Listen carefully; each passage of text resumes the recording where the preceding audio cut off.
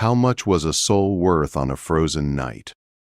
For a shivering 12-year-old boy standing alone in a blinding Kentucky blizzard, the price was not counted in dollars. It was counted in the last warm memory of his mother. Tommy Miller was about to give up the only thing that still made him feel loved. He believed he was losing everything. He did not know that unseen eyes were already watching, and that the storm he was walking into would change his life forever. The late October wind in that forgotten corner of Kentucky did not just blow, it hunted. It clawed at the peeling white boards of the Miller farmhouse and shook the loose windows until they rattled like weak bones. Inside the small kitchen, the air was cold and still. It smelled of boiled potatoes, old wood smoke, and the sharp promise of snow. Tommy sat at the worn table and pushed his fork through his food without eating much. Hunger was normal now. It was easier to ignore than the fear. Across from him sat his grandfather, Arthur Miller. Once Arthur had been a strong man who could lift hay bales all day and still fix a broken fence before supper. Now his hands were twisted by arthritis. He struggled to butter a slice of bread. The knife shook and tapped against the plate with a soft clink again and again. Tommy watched, pretending not to worry. "Stop staring, boy," Arthur said. His voice was rough but tired, not angry. "I am not helpless yet." "I know, Grandpa," Tommy said. It was a gentle lie. They both knew the truth. The Miller farm had been in the family for generations. It was built on hard work and pride. Now it was quiet. The fields were full of weeds. The barn roof sagged in the middle. There were no animals left, no machines running. Only the wind moved through the place, and it sounded lonely. That night, the cold pushed through the thin walls like it had a mind of its own. Tommy climbed the narrow stairs to his attic room. The steps creaked under his feet. The attic was small and shaped like a triangle tucked under the roof. It was the only place where Tommy felt safe. He sat on his narrow bed and pulled the quilt tight around his shoulders. His breath showed in the air. On the small table beside him sat his greatest treasure. It was not a toy like other boys had. It was a music box made of dark, polished wood. The surface was smooth and warm to the touch. Under a small glass window on top, tiny brass gears waited in silence. The box was beautiful, but that was not why it mattered. Tommy's mother had given it to him 2 days before she died. He closed his eyes and remembered the hospital room, the smell of clean antiseptic mixed with her lavender soap. Her hand on his cheek felt light as a feather. She had smiled even though it hurt. "This is for when the quiet gets too loud," she had whispered. "Wind it up and remember I am right there with you." Tommy's fingers shook as he turned the small key. He opened the lid. The music filled the cold room at once. The simple tune was clear and bright. For a short moment the fear faded. The hunger faded. He was not alone. He was loved. When the song ended, the silence felt heavier. Tommy closed the lid and rested his hand on the box for a long moment before blowing out the candle and climbing under his blankets. The next afternoon, the school bus dropped him far from home. The wind cut through his coat as he pulled his hood tight. He took the long way back, cutting through the woods instead of walking the road. It added time, but it kept him away from older boys who liked to mock his patched clothes and empty pockets. The woods were quiet and gray. Fallen leaves crunched under his shoes. The narrow path led past the edge of the Warren property. Bert Warren owned the land, if it could be called that. His farm looked angry and broken. Rusted machines sat in the mud. Sheds leaned like they were ready to fall. As Tommy stepped out of the trees, a terrible smell hit him. It was sharp and heavy, a mix of manure and rotting hay. He stopped and looked toward the back paddock. In the center of the mud stood a horse. She was a chestnut mare, but her color was hidden under dirt and filth. Her head hung low, almost touching the ground. Her ribs showed clearly beneath her skin. She looked like a shadow that had forgotten how to move. Tommy took a step forward without thinking. The horse did not even flick an ear. The back door of the Warren house slammed open. Bert Warren stepped onto the porch. His voice cut through the air. "You stupid beast," he shouted. "Don't you die on me yet. I am not digging a hole in this cold." The horse flinched. It was small, but Tommy saw it. She was not empty. She was afraid. Warren went back inside, leaving the horse alone in the cold. Tommy's chest tightened. He knew that feeling. Being small, being hungry, being unwanted. He could not walk away. Over the next 3 weeks, Tommy built a secret routine. Every day after school, he slipped into the root cellar under the farmhouse. He stared at the food stored there: potatoes, apples, carrots. Not much, but it was all they had. His heart argued with his head. In the end, he always took something small: 1 apple, 1 carrot. He told himself it would be enough. He returned to the woods and waited by the fence. At first, the horse stayed far away. She watched him with wide eyes, ready to run even though she barely had the strength. Tommy learned to sit still. He learned to speak softly. "It's okay," he whispered. "I won't hurt you." On the 9th day, she came close enough to take the apple from his hand. Her nose brushed his fingers. It was warm. Tommy smiled through tears. He started calling her Dusty. Each day she waited for him. She grew to trust his voice. Tommy talked to her about everything. About his mother, about his grandfather, about how quiet the house felt at night. One cold evening he brought something different. He carried his music box wrapped carefully in cloth. He set it on the fence and wound the key. The song drifted through the cold air. Dusty lifted her head. Her ears turned toward the sound. She stepped closer and rested her head gently against Tommy's shoulder as the music played. Tommy wrapped his arms around her neck and cried. She stood still, strong and warm, holding him up. 2 days later, the blizzard came early. Snow fell hard and fast, driven by fierce wind. Tommy sat in school and stared out the window. All he could think about was Dusty standing alone with no shelter. When the final bell rang, he ran. By the time he reached the Warren farm, the snow was deep. Dusty was down. She lay on her side, half covered in white. She did not move. Tommy froze in fear. Before he could reach her, Bert Warren came outside. Tommy hid in the bushes as Warren spoke into his phone. "She's done," Warren said. "If she ain't up by Friday, come get her. $50 is $50. Friday? That was 2 days away. Tommy ran home with burning lungs and shaking legs. He searched for money. There was none. He stood in his attic room and stared at the music box. It was his mother. It was everything. And it was the only thing worth anything. Tommy made his choice. He wrapped the box carefully and stepped back into the storm, not knowing what the night would demand from him next. The wind cut into Tommy Miller's face as he walked through the snow. Each step heavier than the last. His fingers were numb inside his thin gloves, but he held his backpack tight against his chest, as if it could protect what was inside. The music box rested there, wrapped in his mother's old red wool scarf. With every step, his heart felt like it was tearing in two. One part wanted to turn back, to run home and hide the box under his bed. The other part saw Dusty lying in the snow, her sides barely moving. That second part kept his feet moving. The town was small and quiet under the storm. Most places were already closed, their lights dark behind frosted windows. The neon sign of Higgins and Son Pond buzzed softly, glowing red against the white snow. Tommy pushed the heavy door open. A small bell rang, bright and cheerful, a sound that felt wrong for how broken he felt inside. The shop smelled of dust, old wood, and metal. Clocks ticked on the walls, all out of rhythm.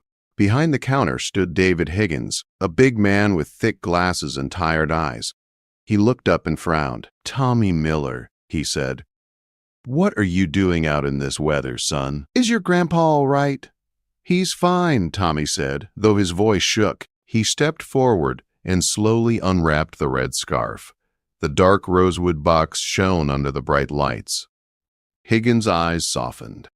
"I remember this," he said quietly. "Your mother's. Finest work I've seen in years. I need to sell it," Tommy said. The words hurt more than the cold ever could. Higgins leaned forward. He studied Tommy's pale face and red eyes. Are you sure? This isn't just a thing, son. This is family. I have to, Tommy said. Please. Higgins sighed and rubbed his face. I can give you $40. Tommy's heart dropped. 40 would not be enough. He swallowed hard and gripped the counter. I need 60, he said. It's life or death. Higgins looked at the box again, then at the boy. Finally, he opened the register and pulled out bills. He added more from his own wallet and slid them across the counter. 80, he said softly, and I'll hold the box for 30 days. If you come back, it's yours. Tommy grabbed the money with shaking hands. He nodded, unable to speak, and ran back into the storm. He reached the feed store just as the owner was locking the door. Tommy slapped the bills on the counter and bought the highest calorie grain he could. The bags were heavy, too heavy to carry. Outside, he found an old plastic sled and tied the feed to it with rope. He wrapped the rope around his waist and started dragging. Every step was pain. The rope cut into him. Snow filled his shoes. He fell, stood up, and kept going. All he could think about was Dusty. Cold, hungry, waiting. He hid the feed in the woods near the fence and made it home long after dark. His grandfather wrapped him in blankets and blamed the storm. Tommy said nothing. He waited until the house was quiet. Near midnight, he slipped outside again. The world was silent, buried in white. He dragged one bag to the fence and crawled under the wire. Dusty lay where he had seen her last. She did not move. Tommy dropped to his knees beside her. He touched her neck. For a terrible moment, he felt nothing. Then, faintly, a weak pulse. He cried with relief. He mixed the grain with warm water until it steamed and held it to her mouth. At first, she did not respond. Then her nostril twitched. Slowly, she swallowed. Tommy fed her by hand, one scoop at a time, whispering encouragement as the snow soaked into his clothes. Suddenly, a bright light flooded the paddock. A floodlight snapped on.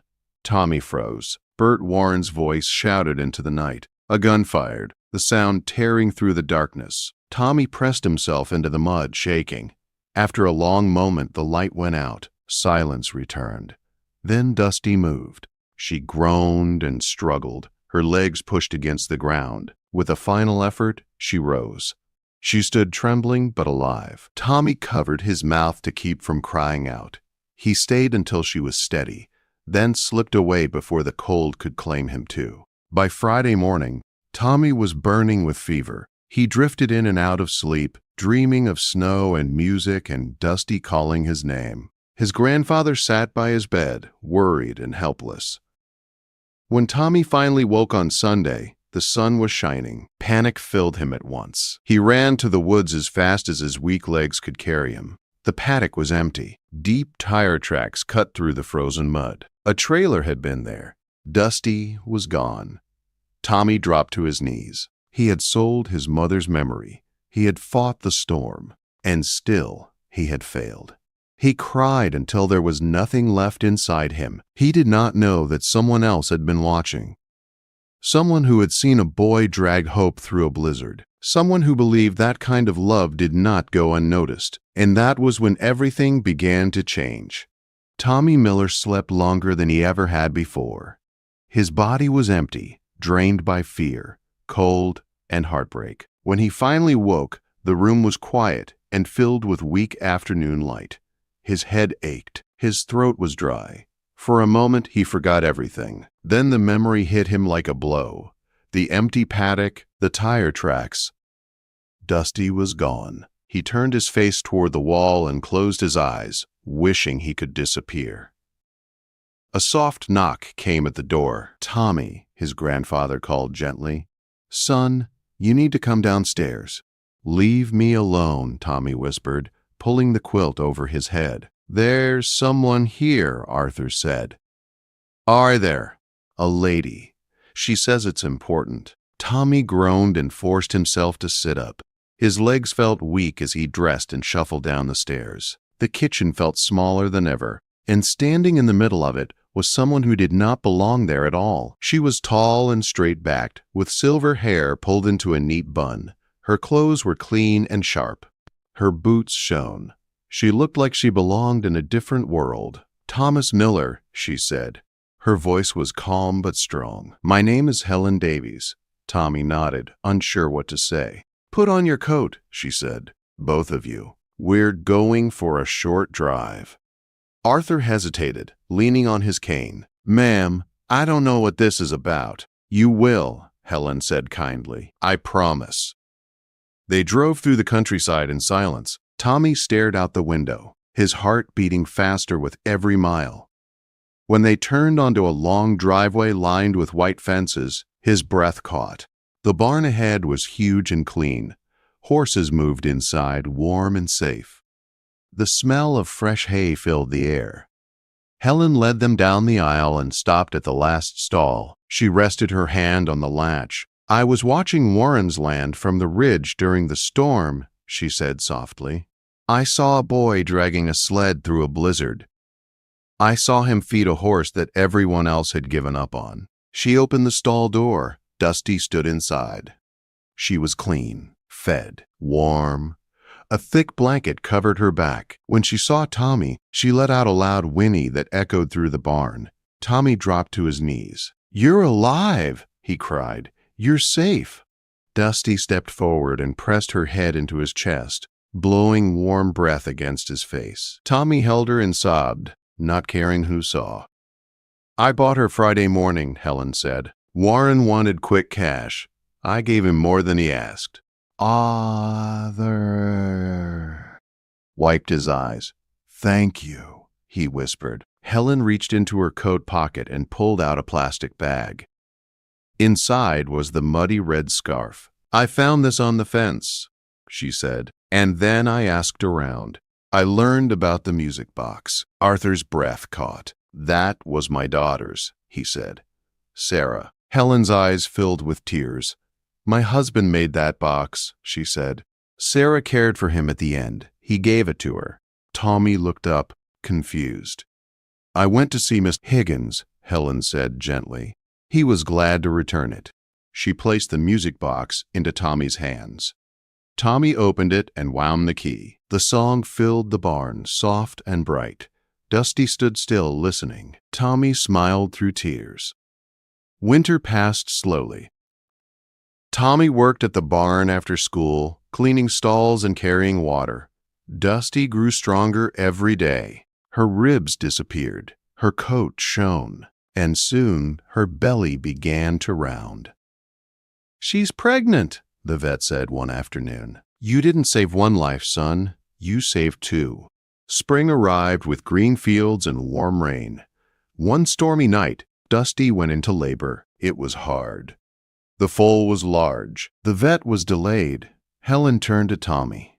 "You have to help," she said.